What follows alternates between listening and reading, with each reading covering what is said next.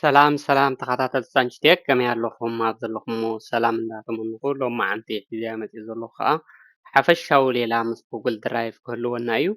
ሕጂ ኣብ ጉግል ድራይቭ ከመይ ኢልና ንኣቱ ንርአዮ ብቅድም ኣብዛ ዊንዶው ስታርት ብምባል ኣብዚኣ ክሮም ንኣቱ ወይ ከዓ በዚ ደብል ክሊክ ብምጥዋቅ በዚ ናብ ክሮም ንኣቱ እሞ ድሕሪኡ ኣብዚኣ ማይ ድራይቭ ኢልና ብምፅሓፍ ካብኡ ቀፂልና ማይ ድራይቭ ኢልና ንፅሕፍ እሞ ድሕሪኡ ኢንተር ንብላ ካብኡ ቀፂልና ናብቲ ናትና ኣካውንት ዳይረክት ከእትወና እዩ። ሳይን ኢን ኢልና ንኣቱ ናተይ ግን ኣካውንት ኣትየ ስለ ዘለኹ ዳይረክትሊ ከምዚ ኖርማል ናብ ፌስቡክ ናብ ዋትስኣፕ ንኣትዎ ብናትና ኣካውንት ኢንሎግን ኢልና ብኡ ጌርና ክንኣቱ ንኽእል ኢና። ካብኡ ብምቕፃል ኣብዚኣ ሓንቲ ግዜ ክሊክ ክብል እየ ድሕሪኡ እቲ ፔጅ ነዚ ይመስል ሓፈሻዊ እዚ ኣጠቃቅማ ናይዚ ጉግል ድራይቭ ንምንታይ ከ ንጥቀመሉ ከሪአኩም እየ። መብዛሕትኡ ሕጂ ኣብዚ ዋላ ሓንቲ ግዜ ክሊክ ኢልካ በዚ ክትኣቱ ትኽእል ኢኻ ዋላ እውን ማይ ድራይቭ ኢልካ ከዓ ዳይረክትሊ በዚ ክሊክ ኢልካ ክትኣቱ ትኽእል ኢኻ ኖርማል ኣብ ላፕቶፕ ዳውንሎድ ኢልካ ማለት እዩ። ኣብዚ ኣሎ ዳውንሎድ ኢሉ ኣብ ታሕቲ ኣሎ። ሕጂ ከምዚ ኢልና ክንሰርሓሉ ንኽእል ኢና።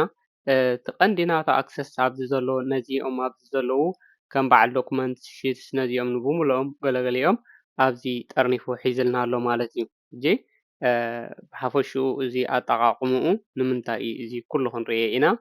ሕጂ ጉግል ድራይቭ ክንብል ከለና ኣብዚ እንታይ ክጠርንፈልና ይኽእል ሓንቲ ግዜ እዚኣ ክሊክ ንብል እሞ ኣብዚ ብምእታው ጉግል ዶክመንትስ ከምኡ እውን ጉግል ሽት፣ ጉግል ስላይድ፣ ጉግል ቪድዮ፣ ጉግል ፎርምስ ከምኡ እውን ኣብዚ ሞር ብምባል እንድሕር ኣቲና ከዓ ብዙሕ ኣፕሊኬሽናት ዝሓዘ እዩ እሞ ብዙሕ ጥቅምታት ኣለዎ። ንኩሉ ጠርኒፉ ኣብ ሓንቲ ክሕዘልና ይኽእል።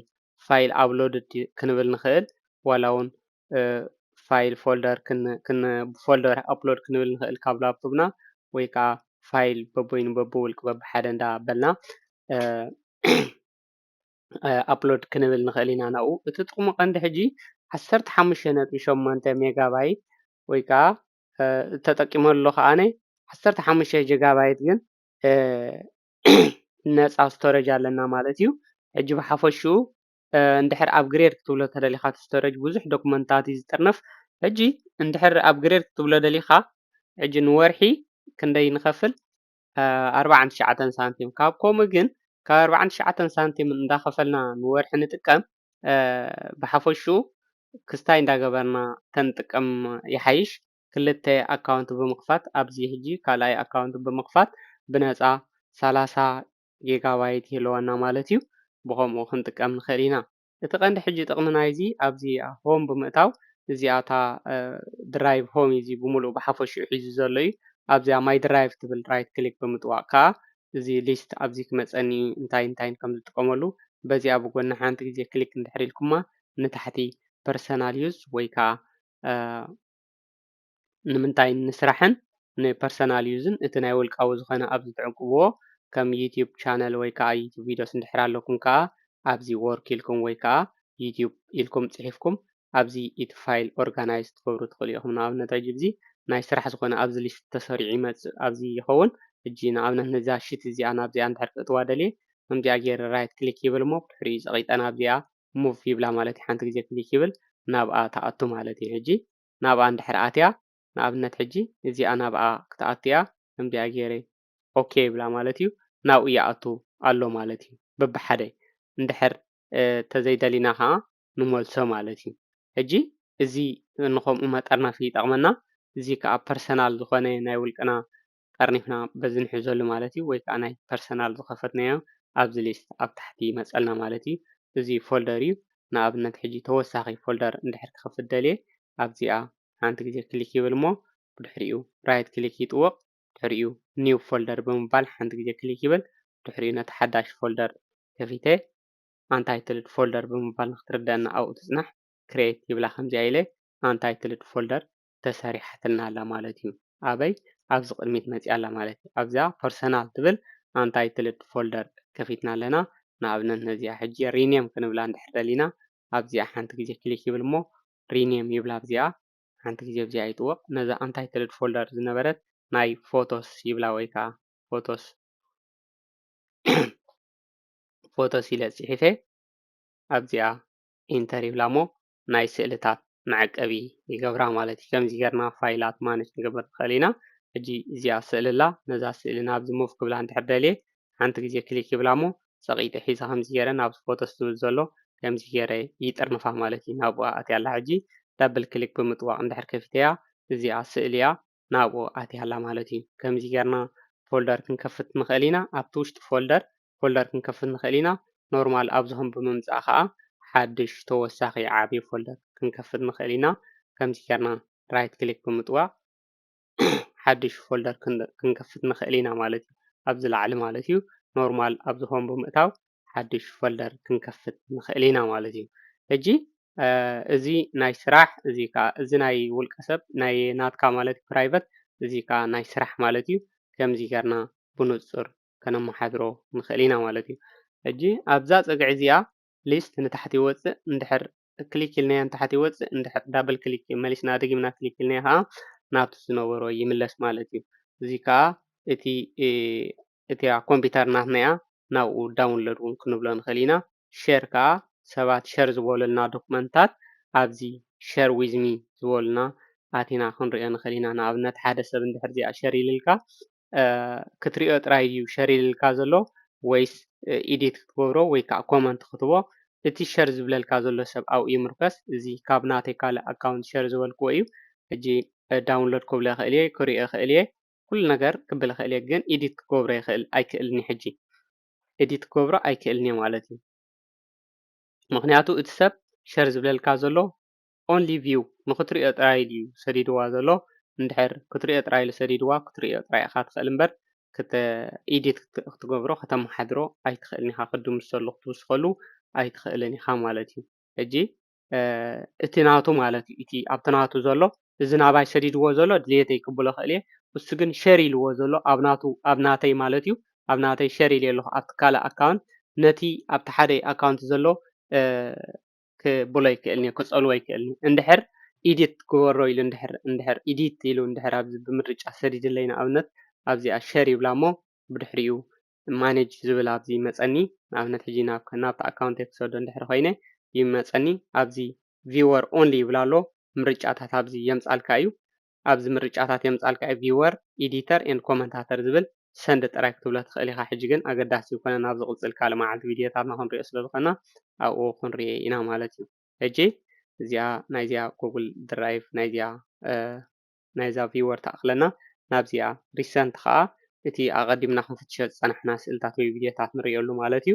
ኣብዚ ከዓ ስታርት ከዓ ትፈትዎ ነገራት ወይ ከዓ ዘገድሰካ ነገራት ኣብዚ ስታር ትብሎ ማለት እዩ። ንኣብነት ሕጂ እዚአን ክልቲአን ጥራይ ኮኸብ ኮይነን ኣለዋ ተወሳኺ ካልእ ፋይል እንድሕር ዘድልየኒ ኮይኑ ወይ ከዓ ብቐሊሉ ክረኽቦ እንድሕር ደልየ ኣብዚ ማይ ድራይቭ ብምእታው ንኣብነት ተወሳኺት ነዚኣ ኣብዛ ፐርሰናል ኣቲና ዝከፈትናያ ስእሊ ተወሳኺት ናብቲ ፋቮራይት ናትና ከነእትዋ ንኽእል ኢና ንኣብነት ሕጂ ነዚኣ ዳብል ክሊክ ብምኽፋት ነዚኣ ኣብዚኣ ክትመፀኒ እያ ኮኸብ ይጥውቃ ማለት ነዚኣ ኮኸብ ይጥውቃ እሞ ብድሕሪኡ ዳን ይብላ ሓንቲ ግዜ ካብዚ ወፅእ እሞ ካብዚ ብምውፃእ ኤክስ ኢለ ካብ ዝወፅእ እሞ ብድሕሪኡ ኣብዛ ኮኸብ ኢለ እንድሕር ሓንቲ ግዜ ክሊክ ኢለ ክልተ ጥራይ ዝነበራ ሰለስተ ወይ ከዓ ኣርባዕተ ኮይነን ይመፃ ማለት እዩ።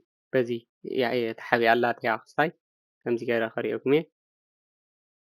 ሕጂ ኦል ፎልደርስ እንድሕር ኢልናዮ ብምሉእ ይመፀልና ወይ ከዓ ኣብኡ ይስራዐልና ማለት እዩ ብቐሊሉ ንረኽቦ ማለት እዩ። ሕጂ ኣብዚ ታሕቲ ከዓ ስፓም ዝተደምሰሰ ዝደምሰስናዮ ወይ ከዓ ኢሜል ዝመፀ ካብ ካልእ ሰብ ዝተሓበአ ኢሜል ከሪአና ይኽእል እዩ። እዚ ንኣብነት ሕጂ ዝኾነ ኣጋጢሞ ኣካውንታትና እንድሕር ተዓፅዩ ኣብዚ ዩር ስፓም ኢዝ ኢምፒቲ ይብለና ኣሎ ኣብዚ ክንሪኦ ንኽእል ኢና ማለት እዩ። ኣብዚ ቢን ከዓ ዝተደምሰሰ ስእልታት ወይ ከዓ ቪድዮታት ንኣብነት ሕጂ ዝተደምስስ ኣሎ ሓንቲ ግዜ ክሊክ ብምባል እንድሕር ተጣዒሰ ነዚ ይብሎ ማለት እዩ። ቴክ ኣውት ኦፍ ቢን ካብ ቢን የውፆ ወይ ከዓ ጎት ሽት ሆም ስክሪን ይብሎ ቴክ ኣውት ከውፆ ሪካቨር ክገብሮ እንድሕር ደልየ የውፆ ማለት እዩ። ካብኡ እንድሕር ዘየድልየኒ ኮይኑ ከዓ ፐርማነንትሊ ሓዋሪ ድምስሶ ንኣብነት ኣብዚኣ ክሊክ ብምባል ሪስቶር ይብሎ ወይ ከዓ ደሊት ፎር ኤቨር ይብሎ እዚኣ ሕጂ ኣይተገድሰንኛ ደሊት ፎር ኤቨር ይብላ እሞ ሹር ዲኻ እዛ ኣንታይትልድ ስፕሬድሺት will be deleted forever. This cannot be undone. መሊስካ ክትረክቦ ይትኽእል ኢኻ ሹር ዲኻ ብድምፂ ደሊኻ ይብለኒ ኣሎ ኦኬ ብሎ ኣየድልየኒ ስለ ዝኾነ ዳይረክትሊ ካብቲ ናተይ ፎልደር ጠፊኡ ኣሎ ማለት እዩ እዚ ስቶሬጅ ከዓ ኣቐዲመ ሓቢረኩም ፀኒሐ እየ ብሓፈሽኡ ኣብዚኣ ኒው ትብል ዘላ ክሊክ ብምባል ዝደለናዮ ዓይነት ዶክመንታት ንኣብነት ሕጂ እዚ ኣቲና ንረኣዮ ልክዕ ከም ክስታይ እዩ ከም ወርድ ዶክመንት እዩ ንጥቀመሉ ከም ወርድ ዶክመንት እዩ ኣብዚ ኣቲና ብዙሕ ክንመዝገብ ንኽእል ኢና ዘድልየና ኣብዚ ሕጂ ንባዕሉ ዶክመንት ከም በዓል ፋይል ናይ ስራሕ ፋይል ኣብዚ ስእልታትና ብምምፃእ ክንሰርሕ ንኽእል ኢና እዚኣ ዶክመንት ልክዕ ከም ወርድ ዶክመንት ንጥቀመላ እያ እዛ ኣብዚኣ ሓንቲ ደጊመን ብምእታው ከዓ መሊሰ ጉግል ሽት ከዓ እዚ ስፕሬድሺት እዩ መብዛሕትኡ ግዜ ልክዕ ከም ኤክዘል እዩ ብዙሕ ሊስትታት ክንጥቀመሉ ንኽእል ኢና ልክዕ ከም ኤክዘል እዩ ብዙሕ መፍለይ የብሉን እዚ ብነፃ እዩ ወላ ሓንቲ ከይከፈልና ኢና ንጥቀመሉ ከም በዓል ኤክዘል ግን ብገንዘብ እንዳኸፈልና ኢና ንጥቀመሎም ወርሓዊ ማለት እዩ ንኣብነት ሕጂ ኣብዚ እንድሕር ሓደ ክልተ ኢለ መዝጊበ ከም ኤክዘል ልክዕ እዩ ንኣብነት ኣብዚ ናምበርስ ኢለ ኣብ ላዕሊ ላይን ክፅሕፈሉ ይግባእ ነይሩ ኣብዚኣ ሓንቲ ግዜ ክሊክ ይብል እሞ ራይት ክሊክ ብምጥዋዕ ኣብዚኣ ኢንሰርት ሮው ኣባብ ይብል ብድሕሪኡ እዚኣ ኤንኣር ኢለ ይትወላ ናምበር ማለት እዩ ኢንተር ይብላ እቲ ናምበር ተፃሒፍለይ ኣሎ እዚኣ ሕጂ እንድሕር እዛ ፅሕፈት ናብዚ ሙቭ ክብላ ኮይነ ኣብዚኣ ሓንቲ ግዜ ክሊክ ይብል እሞ ድሕሪኡ ከምዚ ገይረ ኣብ ማእከል ከም ዝመፅእ ፅሕፈት ይገብሮ እዞም ቁፅርታት ከዓ ከምዚ ገይረ ሰሌክት ብምባል እንድሕር ስጋብ 1000 ዝበፅሕ ቁፅርታት ብሓንቲ ግዜ ክኡ ትደልየ ሕጂ ከምዚ ገይረ ስሕብ የብሎ እሞ ስጋብ ዘድልየኒ ፀቂጥየ ስቕ ይብል ድሕሪኡ ኣብቲ ዘድልየኒ ኢንተር ይብላ ከምዚኣ ኢለ ክሳብ 150 ናብ ሓንቲ ግዜ ቁፅሪ ብዘይ ዝኾነ ነገር ልክዕ ከም ናይ ኤክሰል ዳታታት ኢና ንምዝግበሉ ብጣዕሚ ኣገዳሲ ዝኾነ ሊስትታት ክንምዝግብ ንኽእል ኢና ኣብዚ ብሰፊሑ ከመይ ጌርና ጉግል ሽት ከም ንጥቀም ኣብ ዝቕፅል ቪድዮ ክሰርሐ ከምዚታት ጥቕሚ ኣለዎ ማለት እዩ ጉግል ሽት ካብኡ ብምቕፃል ከዓ ኣብዚ ጉግል ስላይድ ከዓ ፕረዘንቴሽን ከነዳሉ ንኽእል ኢና እዚ እውን ኣብ ዝቕፅል ቪድዮና ኣብ ዝመፅእ ክንሪኦ ኢና ማለት እዩ ኣብዚ ልክዕ ከም ክስታይ እዩ ከም ፓወርፖይንት ኮይኑ ፕረዘንቴሽን ክንሰርሐሉ ንኽእል ማለት እዩ ፕረዘንቴሽን ከነዳሉ ንኽእል ኢና ኢንተር ንብሎ ከምኡ ጌርና ከዓ ተወሳኺ ስላይድ ክንብል ንኽእል ኢና ኒው ስላይድ ንብሎ ኣብ ትሕቲኡ ይመፀልና ልክዕ ከምዚ ምሻሎ ኢዲት እንዳገበርና ዝተፈላለየ ዓይነት ሕብርታት እንዳቀያየርና ሕጂ ኣብዚ ዝደለናዮ ፅሕፈት ንፅሕፍ ወይ ከዓ ስእሊ ኣድ ብምባል ኤዲት ክንገብር ንኽእል ኢና ማለት እዩ እዚ ጉግል ስላይድ ከዓ ንከምኡ ይጠቕመና ማለት እዩ ተወሳኺ ከዓ ኣብዚ ብምእታው እዚ ጉግል ቪድዮስ ዋላ ቪድዮታት ክንእቱ ንኽእል ኢና ወይ ክንሰርሕ ንኽእል ኢና ጉግል ፎርምስ ከዓ እዚ ከዓ እቲ ዝበለፀን ዝፀበቐን እዩ እዚ ብዙሕ ተምፕሌትስ ኣለዎ እዚ ጉግል ፎርምስ ዝብለኩም ዘለኹ ንባዕሉ ኣብዚ ናይ መርዓ ኢንቪቴሽን ናይ ዝኾነ ዓይነት ፕሮግራም እንድሕር ኣለካ ክትሰርሐሉ ትኽእል ኢኻ ብምሉኡ ማለት እዩ ተምፕሌትስ ብምሉኡ ዘሎ ዝተፈላለየ ዓይነት ተምፕሌትስ ትጥቀመሉ ትኽእል ኢኻ ንኣብነት ፓርቲ ኢንቪቴሽን ቲሸርት ሳይን ኣፕ ንኣብነት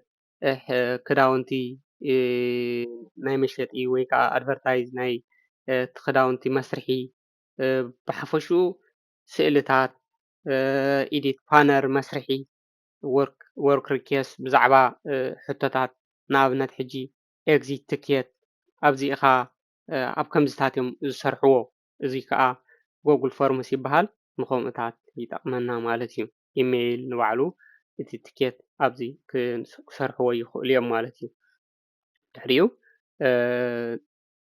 ከምዚ ትሕዝቶታት ኣለዎ እዚ ጉግል ድራይቭ ብዙሕ ጥቕሚ ኣለዎ ኣብ ቀፃሊ ሓደ ብሓደ ብዛዕባ እዚኦም ኣብዚ ዘለዉ ጉግል ዶክመንትስ ከምኡውን ጉግል ሽት ጉግል ስላይድ በብሓደ ክንሪኦም ክንፍትን ኢና ኣብ ቀፃሊ የራኽበና ኣብ ዘለኹም ሰናዩ ባይ ባይ